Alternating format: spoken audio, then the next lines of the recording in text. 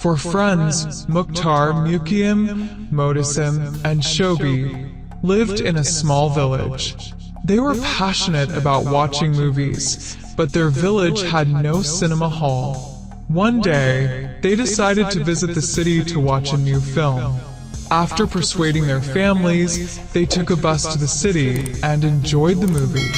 However, after the film ended, they realized that the last bus to their village had already left. It was nighttime, and they had no means to return home. The distance from the city to the village was about 7 kilometers, and they had to cross a dark forest to get there. Reluctantly, they decided to walk. The forest path was desolate and shrouded in darkness. The friends carried wooden sticks to defend themselves against any wild animals they might encounter. The moonlight barely reached through the dense trees. As they made their way through the forest, they suddenly heard the rustling of dry leaves. They stopped in their tracks. Mukhtar whispered, "It might be some animal." But Muqeim noticed a shadow moving in the distance. "What is that?" Muqeim asked in a trembling voice, their eyes fixed on the shadow. Moments later, they saw a man wandering through the forest, but he had no head. The man was wielding an axe. As the headless figure drew nearer, the friends were gripped with fear. "Run!" Mohtasim yelled, and they all started running. The forest path was rough, and Shobi tripped over a root and fell. "Get up quickly!"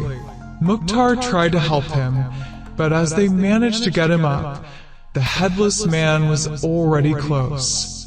The ghostly figure's axe swung through the air, and their breath stopped. "Hide!" Mohtasim whispered urgently. They all huddled in a nearby bush, trying to stay silent.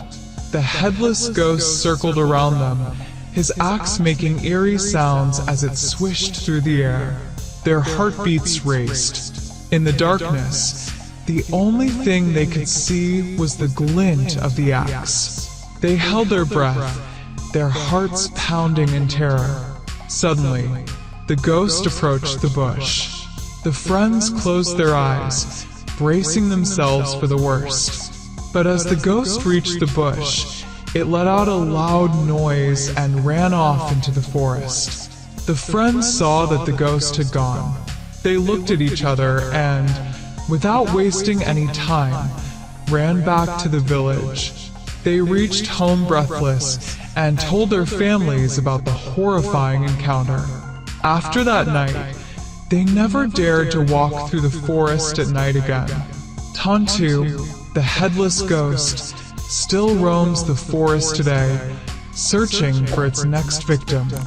No one knows when or where he might appear next, but one thing is certain: his encounter is never forgotten.